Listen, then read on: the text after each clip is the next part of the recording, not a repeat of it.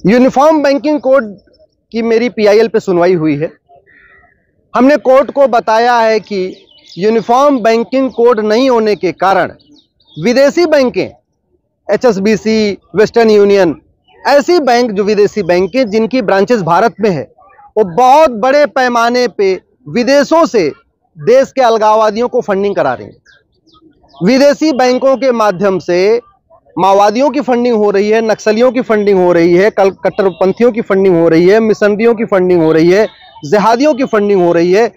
North east में बहुत बड़ी मात्रा में मिशनरियों की फंडिंग हो रही है, कश्मीर के अलगाववादियों की फंडिंग हो रही है, मणिपुर, मिजोरम, नागालैंड में बहुत बड़ी मात्रा में फंडिंग हो रही है, बाकायदा बैंक के जरिए हो रही है और सरकार को पता भी नहीं चल रहा है, क्योंकि बैंक में कोड होता है, सॉफ्टवेयर उसी कोड को पकड़ता है।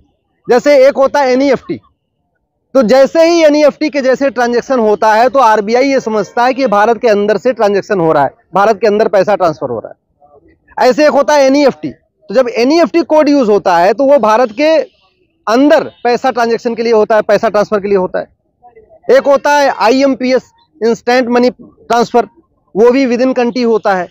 अगर भारत के बाहर से पैसा आए तो उसके लिए जो कोड है वो आईएमटी है, international money transfer.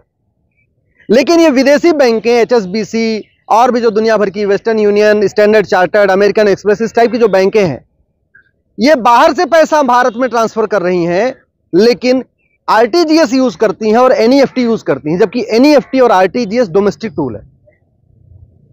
Supreme court bar बार वित्त मंत्रालय से पूछ रहा है कि ये ऐसा क्यों हो रहा है, जब विदेशों के लिए आईएमटी यानी इंटरनेशनल मनी ट्रांसफर कोड है तो ये विद इन कंट्री यूज कैसे हो रहा है।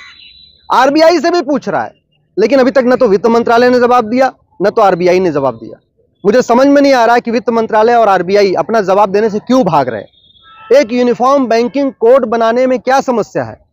हम ये कह रहे हैं कि आप एक यूनिफॉर्म बैंकिंग कोड बनाइए कि डोमेस्टिक ट्रांजैक्शन के लिए, भारत के अंदर ट्रांजैक्शन के लिए आईएमपीएस होगा, एनईएफटी होगा, आरटीजीएस होगा, या अगर कुछ और भी करना तो भी कर लीजिए। लेकिन जो विदेशी ट्रांजैक्शन होगा उसमें ये डोमेस्टिक टूल यूज नहीं होगा। अभी क्या हो रहा है, ट्रांजैक्शन बाहर से हो रहा है, लेकिन एनईएफटी आरटीजीएस है तो आरबीआई का सॉफ्टवेयर या स्टेट बैंक का सॉफ्टवेयर, जिस भी बैंक का सॉफ्टवेयर, उसको समझ में नहीं आता ये पैसा बाहर से अंदर आया, अंदर से बाहर गया, या भारत के अंदर से ट्रांसफर हो रहा है। बहुत बड़ा घोटाला है। किसान आंदोलन के समय बहुत बड़ी फंडिंग हुई थी इसी तरीके से, आरटीजीएस, एनईएफटी के जरिए, ऑस्ट्रेलिया से, कनाडा से, बाकी जगहों से। इसी तरीके से अभी जो हमने ये यूपीआई को बाहर अलाउ किया है, जैसे यूपीआई से विदेशों से भी ट्रांजैक्शन हो सकता है, लेकिन इसका दुष्परिणाम ये हो रहा है कि यूपीआई में विद इन कंट्री ट्रांजैक्शन हो रहा है या आउटसाइड कंट्री ट्रांजैक्शन हो रहा है, इसके लिए कोड नहीं है। अब यूपीआई के जरिए अगर अरब से कोई पैसा भेजेगा, कनाडा से पैसा भेजेगा, कहीं से भेजेगा, तो सरकार को पता कैसे चलेगा कि ये अंदर से पैसा भेजा गया या बाहर से पैसा भेजा गया? अभी जैसे बैंक वाले माध्यम में यही हो रहा है, बैंकों के जरिए बाहर से पैसा आ रहा है, सरकार सोच रही है तो अंदर से अंदर का पैसा है, एक्चुअल में वो बाहर से फंडिंग हो रही है। और फंडिंग कैसे? देश विरोधियों को फंडिंग हो रही है, जासूसों को फंडिंग हो रही है, ड्रग स्मगलर को फंडिंग हो रही है, ह्यूमन ट्रैफिकर को फंडिंग हो रही है, नक्सलियों को फंडिंग हो रही है, माओवादियों को फंडिंग हो रही है, जिहादियों को फंडिंग हो रही है, मिशनरियों की फंडिंग हो रही है, कश्मीर के अलगाववादियों को फंडिंग हो रही है, पूर्वोत्तर के अलगाववादियों को फंडिंग हो रही है। लेकिन सरकार उसको इसलिए नहीं पकड़ पा रही है क्योंकि जो फंडिंग आ रही है वो आरटीजीएस और एनईएफटी के जरिए आ रही है, जबकि आरटीजीएस और एनईएफटी जो कोड है ये विद इन कंट्री यूज करने के लिए है। बाहर से ट्रांसफर हो पैसा तो आईएमटी लिखा होना चाहिए।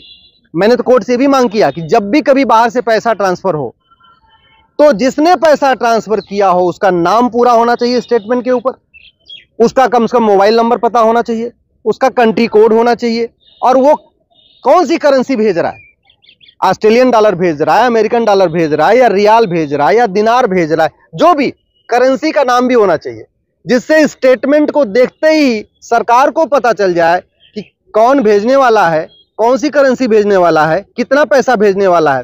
और सरकार को एक बहुत बड़ा नुकसान भी हो रहा है, बाहर से अगर दिनार आएगा, रियाल आएगा, ऑस्ट्रेलियन डॉलर आएगा, अमेरिकन डॉलर आएगा, यूरो आएगा, तो उसको कन्वर्जन का एक चार्ज है, वो कन्वर्जन चार्ज मिलता है।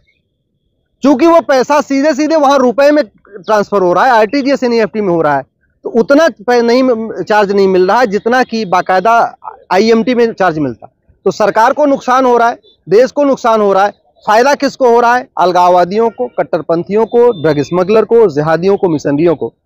मैं आशा करता हूं अगली सुनवाई के पहले, अभी तो वित्त मंत्रालय को 4 सप्ताह का समय दिया है, आरबीआई को भी 4 सप्ताह का समय दिया है, लेकिन मैं गृह मंत्री जी से निवेदन करता हूं, वित्त मंत्री जी से निवेदन करता हूं, इस मामले को देखें, भारत में एक यूनिफॉर्म बैंकिंग कोड लागू करें। नहीं तो जैसे मणिपुर जल रहा है, कल को नागालैंड जलेगा, मेघालय भी जलेगा, कल को केरल भी जलेगा। बहुत बड़ी फंडिंग आ रही है विदेशों से बैंकों के जरिए, उसका एक ही समाधान है, यूनिफॉर्म बैंकिंग कोड। जब तक ये लागू नहीं होगा तब तक विदेशी फंडिंग को पकड़ पाना मुश्किल ही नहीं, नामुमकिन है।